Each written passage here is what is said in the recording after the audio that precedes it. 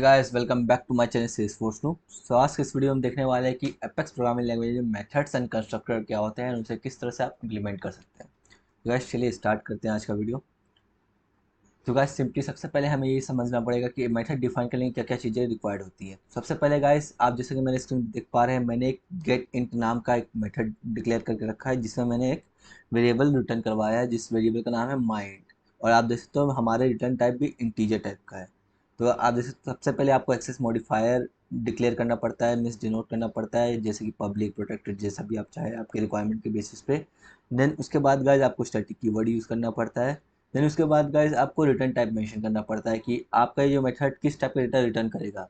अगर आपको integer return करवाना है तो आप इंटीजर मेंशन कर सकते हैं, स्ट्रिंग रिटर्न करवाना है तो स्ट्रिंग रिटर्न कर सकते हैं। And in case guys if आपको अपने इस पर्टिकुलर मेथड से कोई भी वैल्यू रिटर्न नहीं करवाना है तो आप वॉइड मेंशन कर सकते हैं रिटर्न टाइप में।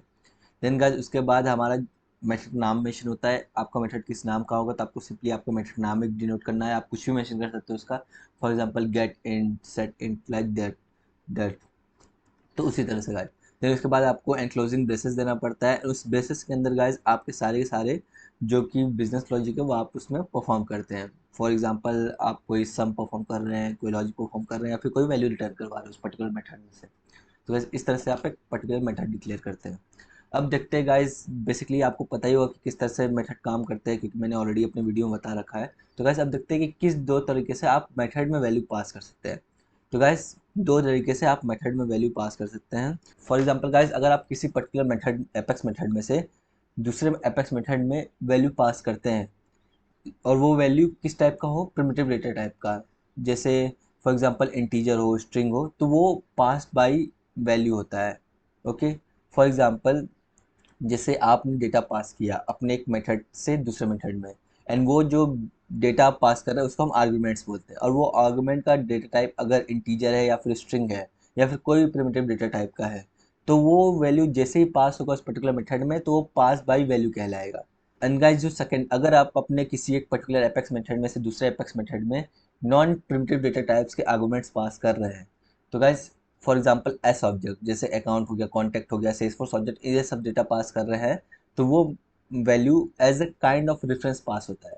अब आप बोलोगे पास बाय वैल्यू और पास बाय रेफरेंस में डिफरेंस क्या होता है। तो गाइस वो मैं अभी आपको डेमो के साथ समझाऊंगा क्योंकि मुझे पता है आप थोड़े बहुत कंफ्यूज हो गए होंगे कि ये क्या है pass by value, pass by reference. तो आप बिल्कुल टेंशन मत लेना, अब मैं चलता हूँ डेमो पे एंड आपको प्रैक्टिकली करके दिखाता हूँ कि आप किस तरह से इसे इम्प्लीमेंट कर सकते हैं और किस तरह से अपना खुद का डेटा पास कर सकते हैं। हम सबसे पहले देखते हैं क्या, हम देखेंगे किस तरह से आप एक एपेक्स मेथड में से दूसरे एपेक्स मेथड में प्रिमिटिव डेटा पास कर सकते हैं जिसको हम क्या कहेंगे, पास बाय वैल्यू। तो सिंपली मैं चलता हूँ अपने सेल्सफोर्स ऑर्ग में एंड सिंपली हमें गेयर आइकन सेलेक्ट करना है and then simply developer console पर क्लिक कर देना है। तो गाइस इस तरह से आपको डेवलपर कंसोल ओपन होकर आ जाएगा। तो आपको सिंपली सबसे पहले क्या करना है, आपको सबसे पहले एक एपेक्स क्लास क्रिएट करना है। तो सिंपली मैं चलता हूँ एपेक्स क्लास सेलेक्ट करता हूँ, देन सिंपली अभी मैं एपेक्स क्लास नाम मेंशन कर देता हूँ, एपेक्स मेथड क्लास। ओके, आप कुछ भी मेंशन कर सकते हो, मैंने इसलिए मेंशन किया क्योंकि हमारा ये लेक्चर मेथड से ऊपर है इसलिए मैंने एपेक्स मेथड क्लास लिख दिया है। देन सिंपली मैं इसे एंटर कर देता हूँ तो हमारे ये क्लास का स्ट्रक्चर रेडी हो जाएगा। देन गाइस सिंपली हमें इस पर्टिकुलर क्लास के अंदर एक मेथड डिक्लेयर करना पड़ेगा। तो सिंपली मैं चलता हूँ पब्लिक स्टैटिक, देन ये हमारा मेथड कुछ रिटर्न नहीं करने वाला है तो इसलिए हम रिटर्न टाइप मेंशन करेंगे वॉइड। देन हमारे मेथड नाम, तो मेथड के नाम में मेंशन करता हूँ फॉर एग्जांपल डेमो मेथड, क्योंकि हम डेमो पर्पस के लिए यूज़ कर रहे हैं, राइट। तो इसका एनक्लोजिंग ब्रैकेट मैंने यूज़ कर लिया। अब हमें क्या करना है, हमें दोनों टाइप के डेटा देखने की प्रिमिटिव डेटा में कैसे पास कर सकते हैं, नॉन प्रिमिटिव। तो गाइस प्रिमिटिव डेटा में क्या क्या आता है, इंटीजर आता है, स्ट्रिंग आता है, इस तरह से। सबसे पहले हम देखते हैं कि हम किस तरह से प्रिमिटिव डेटा पास कर सकते हैं दूसरे मेथड में। तो फॉर एग्जाम्पल गाइस मैं चलता हूँ यहाँ पे एक और मेथड क्रिएट कर लेता हूँ, यहाँ पे मैं एक कमेंट मेंशन कर देता हूँ आर्ग्यूमेंट्स। तो गाइस जो वैल्यू हम इस मेथड में भेजेंगे उस वैल्यू को हम एज ए आर्गूमेंट कहते हैं। अब टेंशन मत लेना, मैं आपको अच्छे वे में समझाता हूँ। सबसे पहले गाइस मैं करता हूँ एक स्ट्रिंग क्रिएट कर लेता हूँ क्योंकि स्ट्रिंग भी एक प्रिमिटिव डेटा टाइप का है, राइट। तो आप स्ट्रिंग क्रिएट कर सकते हो, इंटीजर क्रिएट कर सकते हो, जो आप चाहे वो क्रिएट कर सकते हो। सिंपली मैं चलता हूँ यहाँ पे मैंशन करता हूँ स्ट्रिंग, एंड स्ट्रिंग का नाम उस स्ट्रिंग टाइप का जो वेरिएबल है उसका नाम मैंशन करता हूँ एस। इसके अंदर वैल्यू मैं स्टोर कर देता हूँ सेल्सफोर्स नूब। ओके, ये हमारा एक स्ट्रिंग क्रिएट हो गया जिसकी वैल्यू है सेल्सफोर्स न्यू। हम क्या करते हैं, सिंपली यहाँ पे एक न्यू मेथड क्रिएट कर लेते हैं। उस मेथड का नाम मैं सिंपली देना चाहूँगा पब्लिक स्टैटिक और ये भी कुछ रिटर्न नहीं करेगा, सिंपली वॉइड एंड देन इस पर्टिकुलर मेथड नाम में यूज़ कर देता हूँ प्रिमिटिव मेथड, ताकि आपको ये पता हो कि ये वाला मेथड हमारा प्रिमिटिव डेटा रिटर्न कर रहा है। तो सिंपली आप देख रहे हो, अगर मैं इस पर्टिकुलर मेथड से इस मेथड में कुछ वैल्यू पास करना चाहता हूँ जिसे हम आर्गूमेंट कहते हैं, तो किस तरह से पास करना है, सिंपली आपको ये वाला मेथड नेम कॉपी करना है एंड यहाँ पे सिंपली पेस्ट करना है एंड उसके अंदर एनक्लोजिंग ब्रैकेट में आपको ये एस पास कर देना है। करेक्ट। तो बस सिंपली आप बस इतना ही काम करना है। तो आपने क्या किया, आपके इस डेमो मेथड के अंदर से अपने इस प्रिमिटिव मेथड के अंदर एक आर्गुमेंट पास कर दिया। वो आर्गुमेंट किस टाइप का है, स्ट्रिंग टाइप का है, जिसके अंदर क्या स्टोर है, सेल्सफोर्स स्ट्रिंग स्टोर है, राइट। अब आपने यहाँ से तो पास कर दिया इस पर्टिकुलर मेथड में, बस बट इस मेथड में उसको रिसीव भी तो करना पड़ेगा। तो उसको रिसीव करने के लिए क्या करना पड़ता है, उसको रिसीव करने के लिए आपने जिस टाइप का डेटा पास किया है यहाँ पे, वो डेटा टाइप आप मेंशन करना पड़ता है। देन आपने यहाँ पे एस नाम का पास किया, राइट। तो आप जरूरी नहीं कि आप भी यहाँ पे एस नाम का ही डेटा पास करो। फॉर एग्जांपल आप यहाँ पे एज ए स्ट्रिंग फॉर्म में भी रिसीव कर सकते हैं, या फिर आप इसको माई स्ट्रिंग फॉर्म में भी रिटर्न कर सकते हैं। मीन्स आपका ये नेम और ये नेम डिफरेंट हो सकता है, बट आपका ये जो वैल्यू एस में है वही सेम टू सेम वैल्यू यहाँ माई स्ट्रिंग में भी ट्रांसफर होने वाला है। ये बात आपको ध्यान में रखना है। तो गाइज ये हमारा मेथड कंप्लीट हो गया। अब मैं सब चलता हूँ इसके ब्लॉक में एंड सिंपली अब मैं आपको यहाँ पे सबसे पहले सिस्टम डॉट डिबग करके दिखाता हूँ कि हमारा ये इस माई स्ट्रिंग में क्या वैल्यू आ रहा है। ओके, सो सिंपली मैं चलता हूँ, यहाँ पेस्ट करता हूँ एंड सिंपली यहाँ पे कॉन्कैटिनेट करता हूँ एंड सिंपली इसे सेव करता हूँ। तो हमारा ये क्लास सेव हो चुका, सेव हो जाएगा। तो गाइस सिंपली सेव हो चुका है। सिंपली चलते हैं ओपन एग्जीक्यूट, अब सिंपली चलते हैं गाइस डिबग में and open execute anonymous window करते हैं एंड सिंपली गाइस हमारे इस मेथड को रन करवाना है, राइट। हमारे कौन से मेथड को रन करवाना है, हमारे डेमो मेथड को, क्योंकि डेमो मेथड रन होगा तभी उसके बाद ये हमारा ये कोड इस लाइन पे आएगा और इस लाइन पे कोड आने के बाद हमारे इस पर्टिकुलर प्रिमिटिव मेथड के अंदर हमारा ये एस की वैल्यू पास हो जाएगी as a argument, pass by value. तो गाइस सिंपली मैं चलता हूँ, अपने इस क्लास नेम को कॉपी करता हूँ यहाँ पे, और जो मेथड को कॉल करना है उसको डॉट और उस मेथड का नाम यहाँ पास कर देता हूँ। ओके, एंड देन सिंपली इसे क्लोज कर देता हूँ एंड देन सिंपली एग्जीक्यूट करता हूँ। तो हमारे लॉग्स में शो हो जाएगा। तो गाइस देखना, हमने 11th लाइन पे सिस्टम डॉट डिबग प्रिंट करा है, राइट। तो जैसे हमारा लॉग ओपन होता है तो हम सिंपली डिबग वाले पे सिलेक्ट करेंगे और गाइस आप देख सकते हो हमारे 11th लाइन के डिबग पे क्या आ रहा है, माई स्ट्रिंग की वैल्यू सेल्सफोर्स नूब। मीन्स हमने जो एस यहाँ से पास किया है उसी एस की वैल्यू यहाँ पे माई स्ट्रिंग में हमें आ रही है। ओके, तो गाइज ये रूल होता है किस तरह से आप आर्गूमेंट वैल्यू पास कर सकते हो दूसरे मेथड में, और उसे किस तरह से उस दूसरे मेथड में उसे रिसीव कर सकते हो, राइट। तो गाइज सबसे पहले हमें ध्यान देने वाली ये चीज़ है कि ये जो हम पास कर रहे हैं तो ये प्रिमिटिव डेटा टाइप, राइट, शायद स्ट्रिंग हो गया या फिर इंटीजर हो गया, फिर कोई प्रिमिटिव डेटा टाइप अगर आप पास करते हो तो पास बाई वैल्यू होता है। तो पास बाई वैल्यू का मतलब क्या होता है गाइस, फॉर एग्जांपल आपने माई स्ट्रिंग यहाँ पर रिटर्न किया, राइट। तो इस लाइन तक उस माई स्ट्रिंग की वैल्यू वही सेम है जो इस एस की है, बट इन केस आपने इस माई स्ट्रिंग की वैल्यू अपडेट कर दी। ओके, फॉर एग्जांपल मैं इसे कॉपी करता हूँ एंड आपने माई स्ट्रिंग की वैल्यू अपडेट कर दी एंड उसका नाम मेंशन कर दिया एस एफ नूब। तो अब तो माई स्ट्रिंग की वैल्यू चेंज हो गई। ओके, तो अगर अब मैं system dot debug 13th line पे करूँगा, फॉर एग्जाम्पल अगर अब मैं सिस्टम डॉट डिबग 13 लाइन में पेश करूँ, तब आप ध्यान से देखना 11th लाइन पे तो हमारा वही वाला वैल्यू प्रिंट होगा जो कि हमें यहाँ से रिसीव हो रहा है एस में, बट हमने 12th लाइन पे इसकी वैल्यू अपडेट कर दी एस एफ नूब से। तो अब 13th लाइन में हमारा माई स्ट्रिंग की क्या वैल्यू हो जानी चाहिए, एस एफ नूब। तो सिंपली मैं चलता हूँ डिबग करता हूँ, सिंपली मैं चलता हूँ डिबग पे एंड एग्जीक्यूट लास्ट करता हूँ।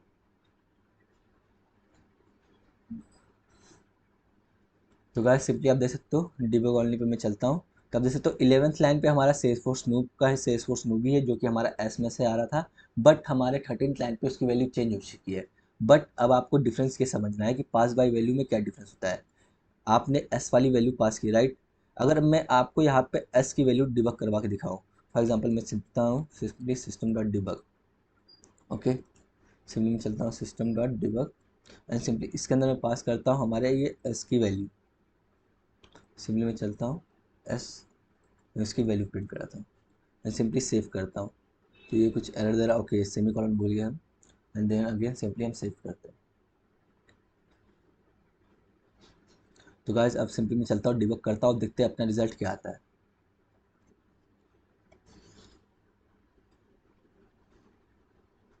तो गाइस आप देख सकते हो कि सबसे पहले हमारा 12th लाइन चला, देन 14 चला, देन 6 चला। तो सबसे पहले मैं आपको ये एक्सप्लेन करता हूँ कि ऐसा क्यों।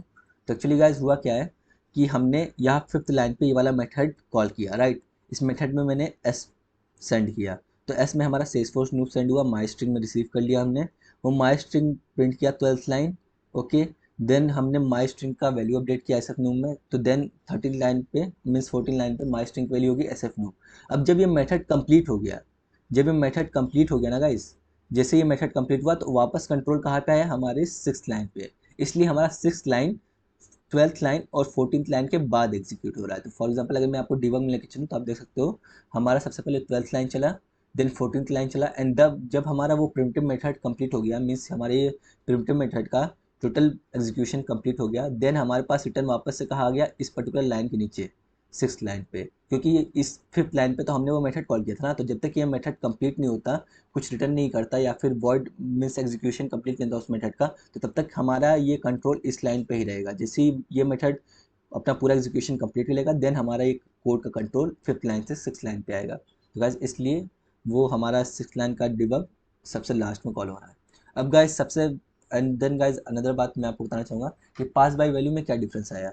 पास बाय वैल्यू में ये डिफरेंस आएगा गाइस कि आपने यहाँ पे एस में सेल्सफोर्स नूब भेजा, ओके, एंड यहाँ पे माई स्ट्रिंग में सेल्सफोर्स नूब रिसीव भी हुआ 12th लाइन तक, बट 13th लाइन पे आपने माई स्ट्रिंग की वैल्यू अपडेट कर दी एस एफ नूब में।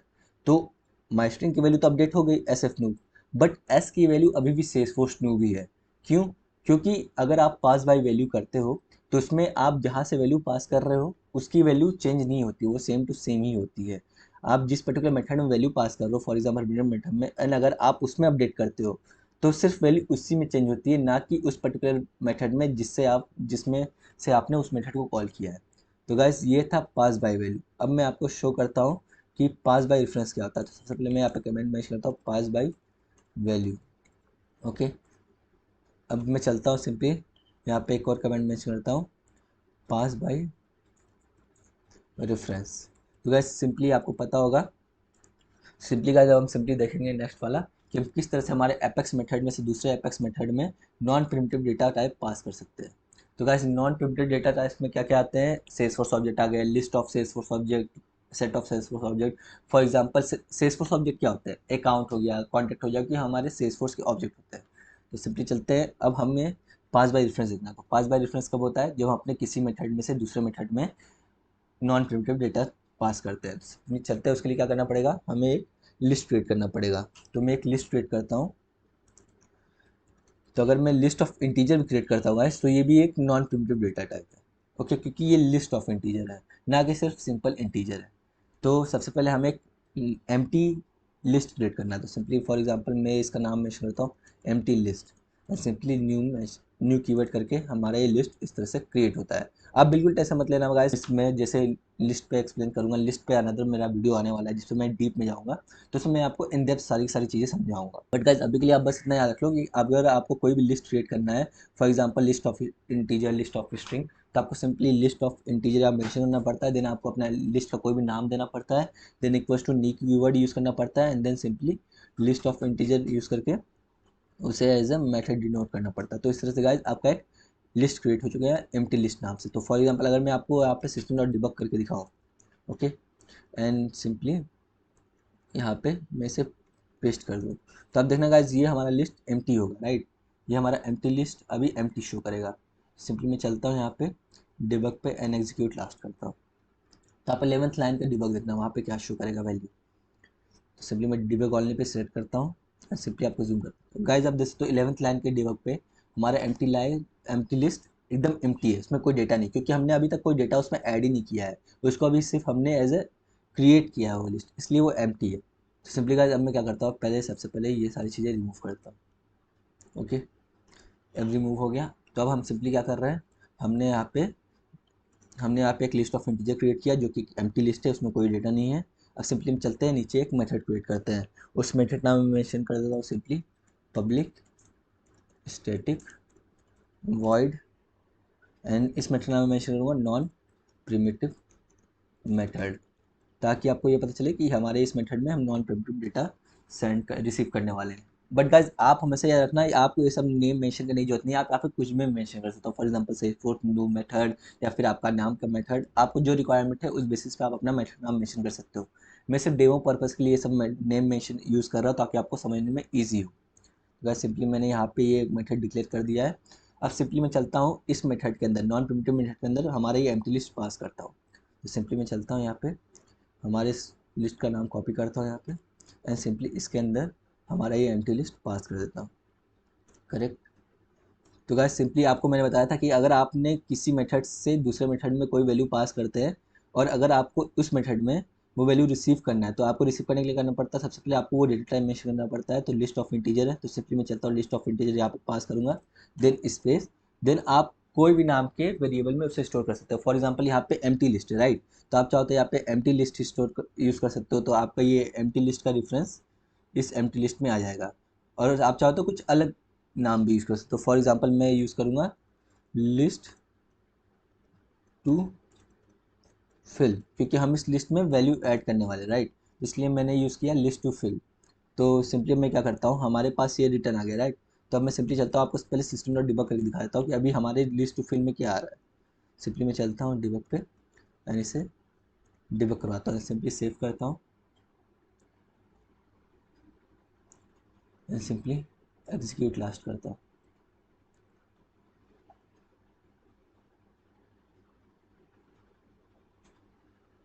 आप देखो दोनों में वैल्यू सेम है, राइट, एम्प्टी लिस्ट में भी सेम वही वैल्यू है, लिस्ट टू फिल में भी सेम वही वैल्यू, क्योंकि एम्प्टी लिस्ट की वैल्यू लिस्ट टू फिल में पास हो रही है। बट गाइस यहाँ पे आपको एक चीज़ याद रखने वाली है कि ये हमारा नॉन प्रिमिटिव डेटा टाइप है, तो इसमें पास बाय वैल्यू नहीं होगी, इसमें पास बाय रेफरेंस होगा। पास बाय रेफरेंस का मतलब क्या होता है कि अगर आपने लिस्ट टू फिल में कोई चेंजेस किया, अपडेट किया, तो वही सेम चेंजेस कहाँ पे शो होगा, हमारे इस एम्प्टी लिस्ट में भी। तो फॉर एग्जाम्पल गाइज मैं चलता हूँ लिस्ट टू फील्ड में कुछ वैल्यू ऐड करता हूँ। तो फॉर एग्जांपल गाइस अगर आपको लिस्ट में कोई वैल्यू ऐड करनी होती है तो आपको ऐड मेथड को यूज़ करना पड़ता है। For example list to field dot add, and इसमें आप अपनी वैल्यू पास कर सकते हैं। फिर मैं अगेन सेम उसी को कॉपी करता हूँ एंड अगेन मैं यहाँ पे पेस्ट करता हूँ, यहाँ पे 20 पेस्ट कर देता हूँ एंड सिंपली हमने यहाँ पे 30 पेस्ट करता हूँ, राइट। तो इस तरह से क्या किया गाइस, हमने अपने इस लिस्ट टू फिल नाम के लिस्ट में 3 वैल्यू ऐड कर दिया, 10, 20, 30। अब मैं सिंपली गाइस चलता हूँ, अब लिस्ट को डिबग करवाता हूँ। तो अब देखना गाइस अब हमारा रिजल्ट क्या आने वाला है। हमारे लिस्ट टू फिल में जो वैल्यू है वो होगी 10, 20, 30। बट गाइज अब डिफरेंस ये होने वाला है कि जो वैल्यू हमारे इस लिस्ट टू फिल में होगी वही सेम टू सेम वैल्यू कहाँ पे शो होगी, हमारे इस एम्प्टी लिस्ट में। क्यों? क्योंकि हमारा पास बाय वैल्यू नहीं है, हमारा पास बाय रेफरेंस है। और जब पास बाय रेफरेंस होता है तो आप जो भी अपडेट करते हो उस पर्टिकुलर वैल्यू में, फॉर एग्जाम्पल आपने एम्प्टी लिस्ट पास किया तो पास बाय रेफरेंस में आया कहाँ पे, लिस्ट टू फिल में। तो आप जो अपडेट करेंगे लिस्ट टू फिल में वही सेम चेंजेस आएंगे यहाँ पे एम्प्टी लिस्ट में। तो फॉर एग्जाम्पल सबसे पहले मैं चलता हूँ क्लॉज एडिटर, सिंपली मैं चलता हूँ एग्जीक्यूट लास्ट में, देखते गाइस क्या आउटपुट मिलता है। देन डिबग वाले में क्लिक करता हूँ। तो गाइस अब आप ध्यान से देखो, 7th लाइन पे हमारा एम्प्टी लिस्ट एम्प्टी शो करवा रहा है, जबकि मैंने बोला था कि जो चेंजेस आपके लिस्ट टू फिल में होंगे वही सेम चेंजेस यहाँ पे होंगे। बट आप देख सकते हो यहाँ पे अभी एम्प्टी दिखा रहा है, तो ऐसा क्यों है, अब उसका मैं रीज़न बताता हूँ आपको। सबसे पहले हमारा कोड चला, तो वो आया कोड का लाइन आया हमारे 6th लाइन पे, तो उसने एक एम्प्टी लिस्ट क्रिएट किया। देन हमने 7th लाइन पे ये डिबग प्रिंट करवाया, तो 7th लाइन पे हमारा लिस्ट एम्प्टी ही है। देन 8th लाइन पे हमारा नॉन प्रिमिटिव मेथड पे कंट्रोल आया, तो हमने नॉन प्रिमिटिव मेथड में एम्प्टी लिस्ट पास किया जो कि यहाँ पे रिसीव हुआ। देन ये सारी चीज़ें एग्जीक्यूट हुई और उसके बाद कंट्रोल हमारा 9th लाइन पे है। बट 9th लाइन पे तो हम डिबग प्रिंट करवा नहीं रहे, हम तो डिबग कहाँ प्रिंट करवा रहे हैं, 7th लाइन पे। तो अगर मैं यही सेम यही लाइन में अगर यहाँ पेस्ट कर दूँ एंड अगर मैं सेव करता हूँ, अगर अब मैं सेव करूँ तो अब देखना कि अब डिबग में हमारे क्या क्या चेंजेस आने वाले हैं। सिंपली मैं चलता हूँ यहाँ पे एग्जीक्यूट लास्ट करता हूँ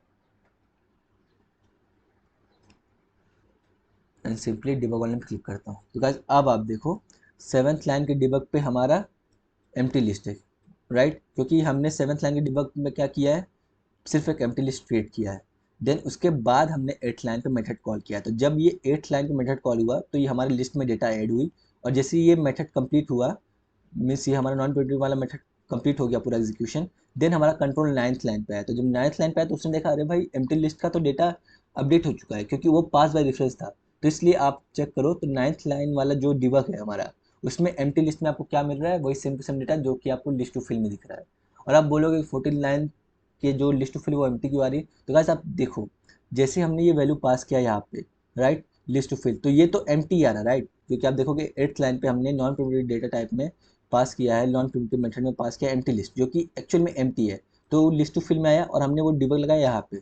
फॉर एग्जाम्पल गाइस, अगर आपको सम अप करने के लिए मैं अगर ये डिबग हटा दूँ एंड ये वाला 7th लाइन वाला डिबग हटा दूँ, रिमूव कर दूँ, राइट, तो आप देखो कि जैसे ही मेथड कॉल हुआ तो वो एम्प्टी लिस्ट आया यहाँ पे लिस्ट टू फिल में। देन वो लिस्ट टू फिल में हमने डेटा ऐड किया। देन लिस्ट टू फिल में जैसे डेटा ऐड हुआ तो लिस्ट टू फिल में क्या क्या वैल्यू आ गई, 10, 20, 30, जो कि कहाँ प्रिंट हो रही है, हमारे 9th लाइन पे। तो ये हमारा मेथड यहीं पे कंप्लीट हुआ, और जैसे ये मेथड कंप्लीट हुआ तो हमारा कंट्रोल कहाँ पे गया, अगेन 9th लाइन पे।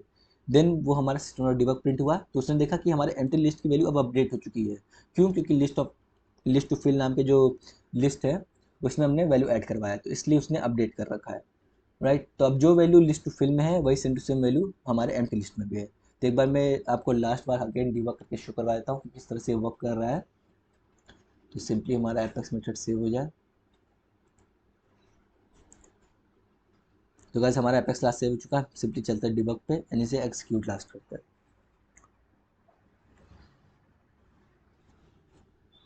देन गाइस सिंपली मैं डिबग वाले पे क्लिक करता हूँ। तो गाइस आप देख सकते हो 19th लाइन पे हमारे लिस्ट टू फिल में वैल्यू आ चुकी है 10, 20, 30, और जैसे ये मेथड कंप्लीट हुआ 9th लाइन पे हमारा कंट्रोल गया एंड हमारे एम्प्टी लिस्ट भी अपडेट हो गया। तो गाइस यही डिफरेंस हमारा पास बाय वैल्यू और पास बाय रेफरेंस है। पास बाय वैल्यू में आपका वैल्यू अपडेट नहीं होता अगर आपने दूसरे मेथड से उस पर्टिकुलर वैल्यू को अपडेट किया है। But guys pass by reference में क्या होता है, हमारी पर्टिकुलर लिस्ट की, हमारे ये एम्प्टी लिस्ट की मेमोरी यहाँ पे जा रही है, ना कि सिर्फ वैल्यू जा रही है। तो इसलिए आप उस मेमोरी में जो भी चेंजेस करोगे वो हर जगह अपडेट होगा। तो गाइस ये था difference pass by value and pass by reference में। आई होप गाइस आपको समझ में आ गया होगा, एंड आपको अगेन अगर थोड़ी बहुत भी कन्फ्यूजन है तो आप ये वीडियो अगेन स्टार्टिंग से प्ले करके देखो, तो आपको डेफिनेटली समझ में आ जाएगा, क्योंकि मैंने बहुत ही ईजी वे में ये सारी चीज़ें समझाई है। तो गाइस नेक्स्ट टॉपिक है हमारा कंस्ट्रक्टर्स इन एपेक्स। तो गाइस कंस्ट्रक्टर एक काइंड ऑफ कोड होता है जो कि कब कॉल होता है, जैसे ही आपका क्लास स्ट्रक्चर का ऑब्जेक्ट इंस्टेंशिएट होता है। मीन्स गाइस आपके हर एक पर्टिकुलर एपेक्स क्लास, जो भी आप एपेक्स क्लास क्रिएट करोगे उसका एक कंस्ट्रक्टर बाय डिफॉल्ट रहेगा। बस डिफरेंस इतना रहेगा कि अगर आपने उसके पर्टिकुलर कंस्ट्रक्टर में कोई कोड इम्प्लीमेंट किया है तो वो कॉल होगा। अदरवाइज गाइज अगर आपने कोई कंस्ट्रक्टर मीन्स कोड इम्प्लीमेंट नहीं किया है तो वो बाय डिफ़ॉल्ट ऑलरेडी प्रेजेंट रहता है वहाँ पे, बट वो कुछ वर्क नहीं करता है। तो गाइज कंस्ट्रक्टर का जो नाम है वो सेम टू सेम क्या होता है, हमारे एपेक्स क्लास का नाम। और उसे किससे इंस्टेंशिएट करते हैं, किस तरह से यूज़ करते हैं, वो मैं अभी आपको प्रैक्टिकल डेमो में करके दिखाता हूँ। सिंपली उसके लिए चलते हैं गाइज हमारे स्क्रीन पे। तो गाइज ये हमने एक एपेक्स क्लास क्रिएट कर रखा था अभी।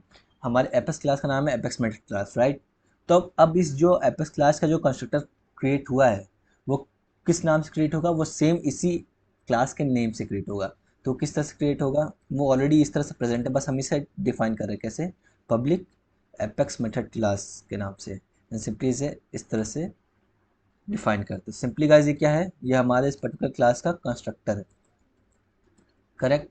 अब इस कंस्ट्रक्टर में आप जो भी वैल्यू परफॉर्म करोगे, फॉर एग्जांपल मैं एक इंटीजर लेता हूँ, राइट।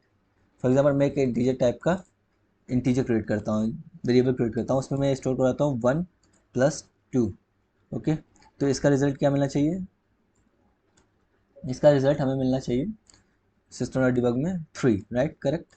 सिंपली मैं चलता हूँ यहाँ पे आई प्रिंट करवाता हूँ। तो गाइस इस तरह से हमने पर्टिकुलर इस एपेक्स क्लास के कंस्ट्रक्टर को यहाँ पे डिफाइन कर रखा है, जो कि जैसे ही कॉल होगा तो क्या होगा, एक इंटीजर टाइप का वेरिएबल क्रिएट होगा आई नाम का। उसके अंदर हमने 1+2 की वैल्यू स्टोर करवा दी है, मीन्स 3 यहाँ पे स्टोर हो जाएगा। अब बात ये रहता है कि इसे हम कॉल कैसे करेंगे। तो फॉर एग्जाम्पल गाइज आपने एक मेथड क्रिएट किया पब्लिक स्टैटिक वॉइड, और यहाँ पे मैंने मेंशन कर दिया डेमो मेथड नाम से एक मेथड क्रिएट कर दिया, राइट। अब आप चाहते हो कि आपका ये पर्टिकुलर मेथड का एपेक्स कंस्ट्रक्टर कॉल हो, राइट। आपका ये पर्टिकुलर एपेक्स मेथड क्लास का जो कंस्ट्रक्टर एपेक्स मेथड क्लास के नाम से वो कॉल हो, तो उसको कॉल करने के लिए गाइस आपको इसका इंस्टेंस क्रिएट करना पड़ेगा। तो उसको इंस्टेंस क्रिएट करने के लिए करना पड़ेगा, सिंपली मैं चलता हूँ यहाँ पे कॉपी मारता हूँ, यहाँ पे आपको कोई नेम स्पेस देना पड़ेगा। फॉर एग्जाम्पल मैं मेंशन कर देता हूँ ए अभी के लिए equals to new keyword, then उसे इस तरह से ऑब्जेक्ट क्रिएट के इंस्टेंशिएट करते हैं। सो गाइस हमने सिंपली इस तरह से यहाँ पे हमारे इस कंस्ट्रक्ट का इंस्टेंस क्रिएट कर दिया। तो गाइस एक्चुअली होगा क्या कि जैसे इस क्लास का, इस पर्टिकुलर क्लास का स्ट्रक्चर क्रिएट हुआ तो ये कंस्ट्रक्टर ऑटोमेटिकली अपने आप चलता है, इसे कहीं से इन्वोक करने की जरूरत नहीं है। बट हाँ, अगर आप चाहते हो कि इस कंस्ट्रक्टर में कोई वैल्यू पास करे और तब ये कॉल हो तो आप वो कर सकते हो। फॉर एग्जांपल आप देख सकते हो हमने अपने डेमो मेथड में इस कंस्ट्रक्टर का इंस्टेंस क्रिएट किया, राइट, यहाँ पे। अब आप चाहते हो कि आपके इस पर्टिकुलर कंस्ट्रक्ट में आप एक वैल्यू पास करना चाहते हो यहाँ से, फॉर एग्जाम्पल 4, यहाँ से मैंने एक 4 इंटीजर पास किया, बट ये 4 इंटीजर अगर आपने पास किया और आप चाहते हो कि आपके इस कंस्ट्रक्टर में भी वो रिसीव हो, तो उसके लिए आपको क्या करना पड़ेगा, उसके लिए आपको यहाँ पे डेटा टाइप मेंशन करना पड़ेगा एंड आपको कोई भी नेम स्पेस देना पड़ेगा। फॉर एग्जाम्पल अभी के लिए मैं मेंशन करता हूँ एन, और वो एन में क्या करता हूँ 1 से रिप्लेस करता हूँ। तो आप देखो अब क्या होगा, अब जैसे ही हमारा ये मेथड कॉल होगा तो हमारी ये कंस्ट्रक्टर का जो इंस्टेंस है उसके अंदर हमने 4 सेंड कर दिया है, और 4 सेंड जैसे ही हुआ है तो 4 कहाँ पर रिसीव हो रहा है, हमारे इस एन में। और वो एन रिसीव होते ही यहाँ पे हमने n+2 कर दिया, मीन्स अब क्या प्रिंट होना चाहिए हमारे आई की वैल्यू में 4+2 = 6 तो होना चाहिए। और एक्चुअली गाइज यहाँ पे मैंने स्पेलिंग मिस्टेक कर रखा है इंटीजर का, तो अब ये करेक्ट है। तो गाइज आप सिंपली चलते हैं, देखते हैं रन करा के इस मेथड को, हमारे इस डेमो मेथड में, कि हमारा ये कंस्ट्रक्टर का जो आई की वैल्यू वो अब क्या प्रिंट हो रही है। सिंपली मैं चलता हूँ ओपन एनोनिमस विंडो में, सिंपली हमारा जो डेमो नाम का मेथड है ये यहाँ पे पेस्ट करना है हमें, सिंपली एग्जीक्यूट करते हैं।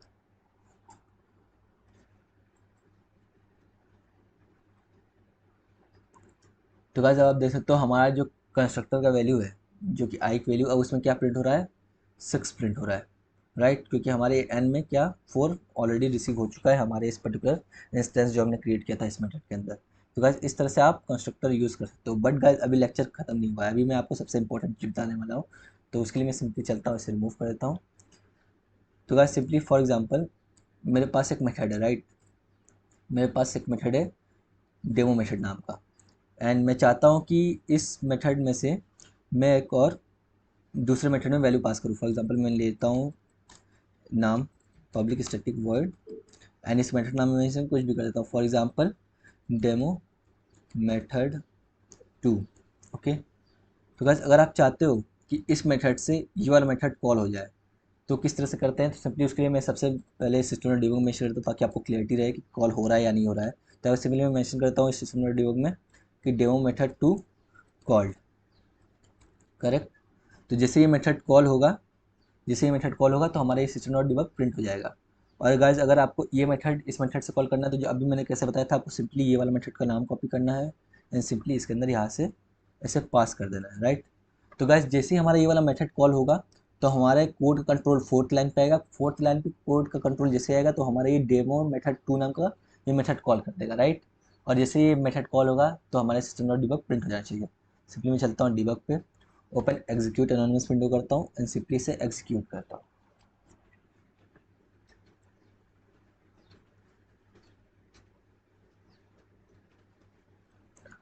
तो गाइज आप देख सकते हो कि हमारे 8th लाइन पे क्या शो हो रहा है, मेथड 2 कॉल्ड, मीन्स हमारा वो मेथड प्रॉपर्ली कॉल हो रहा है, मीन्स हमारा डेमो मेथड 2 प्रॉपर्ली कॉल हो रहा है कहाँ से, हमारे डेमो मेथड से। बट गाइज यहाँ पे एक और डिफरेंस देखने वाली मैं आपको समझाना क्या चाहता था। फॉर एग्जाम्पल आपने यहाँ पे इस डेमो मेथड 2 में एक वैल्यू पास करी, फॉर एग्जाम्पल 3, ओके। एंड अगर आप चाहते हैं कि अब ये वाले मेथड को कॉल कर ले, तो गाइज वो पॉसिबल नहीं है। क्यों? क्योंकि गाइज अगर आपने इसमें कुछ पास किया है, आपने इसमें कोई वैल्यू पास किया है तो आपको सेम टू सेम वही वैल्यू यहाँ पे रिसीव भी करनी होगी, अदरवाइज गाइज आपका ये मेथड और ये मेथड ये दोनों का सिग्नेचर सेम हुआ है। तो एपेक्स को समझ नहीं आ रहा कि ये मेथड व जो आप यहाँ से कॉल कर रहे हो वो यही मेथड है। तो गाइज आप देख सकते हो यहाँ पे मैं एरर भी आ रहा है, right, method does not exist और इनकरेक्ट सिग्नेचर। तो इसका मतलब ये कि हमारे इस मेथड का सिग्नेचर और इस मेथड का सिग्नेचर दोनों डिफरेंट है। तो आपको इस पर्टिकुलर जो वैल्यू यहाँ पे आपने पास किया आपको यहाँ पे रिसीव करना पड़ेगा। सिंपली फॉर एग्जांपल मैं करता हूँ इंटीजर 3, इंटीजर n, तो n में अब हमारी वैल्यू आ गई। तो एक काम करता हूँ मैं यहाँ पे वो n की वैल्यू में प्रिंट करवा देता हूँ, राइट। अब मैं सिंपली चलता हूँ डिबग पे एंड एग्जीक्यूट लास्ट करूँगा। अभी हमारा एपस क्लास सेव हो गया, ओके अब सेव हो चुका। अब सिंपली चलता एग्जीक्यूट लास्ट करते हैं एंड सिंपली अब देखते हैं क्या आ रहा है। तो आप देख सकते हो कि अब हमारा वो 3 यहाँ पे n की वैल्यू जो है वो 3 यहाँ पे मिल गई है हमारे इस दूसरे मेथड में, और हमारा ये कोई एरर भी थ्रू कर रहा है। तो गाइस इससे हमें क्या समझ में आता है कि अगर आपने यहाँ पे कोई वैल्यू पास किया है तो आपको उस पर्टिकुलर वैल्यू जिसमें आप पास करो वहाँ पे इसे रिसीव भी करना होगा। एंड गाइस अब सेकंड डिफरेंस में क्या बताने वाला हूँ। फॉर एग्जाम्पल आपने यहाँ पे सिर्फ सिंगल आर्गूमेंट पास किया, राइट। अब आप चाहते हो कि आप एक और मेथड, इस मेथड को कॉल करो same again, right, demo method 2 को, एंड इसके अंदर आप दो आर्गूमेंट पास करो, 3, एंड देन आप पास करना चाहते हो कॉमा। अगर आपको मल्टीपल आर्गूमेंट पास करने हैं तो आपको कॉमा सेपरेट करना पड़ेगा। जिसे मैंने 3 पास किया, फॉर एग्जाम्पल यहाँ पे मैं 4 पास कर दे रहा हूँ 3 की जगह, एंड यहाँ पे मैं एक 10 पास कर दे रहा हूँ, ठीक है। तो यहाँ पे दो स्ट्रिंग हो गए, नहीं दो इंटीजर हो गए। आप चाहो तो यहाँ पे स्ट्रिंग भी पास करते हो 10 की जगह। फॉर एग्जाम्पल गाइज मैं एक काम करता हूँ, मैं पास कर ही देता हूँ सेल्सफोर्स नूब। तो गाइज अब क्या हुआ, अब हमने क्या किया, हमने डेमो मेथड 2 के अंदर दो आर्गुमेंट पास करने का ट्राई किया। फर्स्ट इंटीजर 4, देन सेकंड हमारा स्ट्रिंग सेल्सफोर्स नूब। तो गाइज अगर आप चाहोगे कि आपका ये मेथड इस मेथड को कॉल करे तो कॉल नहीं होगा। क्यों? क्योंकि अगर आपका ये सिग्नेचर डिफरेंट हो गया है, इसमें आपने दो मेथड पास किया, दो वैल्यू पास किया है, बट यहाँ पे आप सिर्फ एक ही वैल्यू रिसीव कर रहे हो। तो मीन्स आपका ये वाला मेथड आपके इस मेथड को कॉल कर पाएगा, बट आपका ये वाला मेथड जो आपने सेकंड फिफ्थ लाइन पे कॉल किया है वो इसको कॉल नहीं कर पाएगा। तो इसके लिए आपको क्या करना पड़ेगा, आप सेम नाम का मेथड अगेन क्रिएट कर सकते हो। फॉर एग्जाम्पल इसे मैं कॉपी करता हूँ यानी यहाँ पे सिंपली पेस्ट करता हूँ। राइट, पेस्ट किया। अब गाइस यहाँ पे करना क्या है, यहाँ पे अगर आप चाहते हो कि आपका ये वाला मेथड आपके इस वाले मेथड कॉल करे तो आपको सिंपली यहाँ पे रिसीव करना पड़ेगा सिंपली स्ट्रिंग एस। गाइस अब क्या होगा, अब आप देखना, आपका ये जो वाला मेथड है जो कि सिर्फ एक वैल्यू पास कर रहा है, किसको कॉल करेगा, इस वाले मेथड को, क्योंकि इसमें भी आपने सिर्फ एक सिंगल वैल्यू रिसीव किया। राइट, सिंगल आर्गुमेंट रिसीव करने के लिए आपको आपने यहाँ पे पैरामीटर पास करके रखा है। बट गाइज आपने जो फिफ्थ लाइन पे डेमो मेथड 2 कॉल किया है, आप देख सकते हो मेथड का नाम दोनों सेम है बट सिग्नेचर डिफरेंट है। क्यों? क्योंकि इसमें सिंगल आर्गुमेंट रिसीव कर रहे हैं एंड इसमें दो आर्गुमेंट मल्टीपल आर्गुमेंट रिसीव कर रहे हैं। इसलिए गाइज आपका ये वाला फोर्थ वाला लाइन इस वाले मेथड को कॉल कर रहा है एंड फिफ्थ वाला मेथड इस वाले मेथड को कॉल कर रहा है।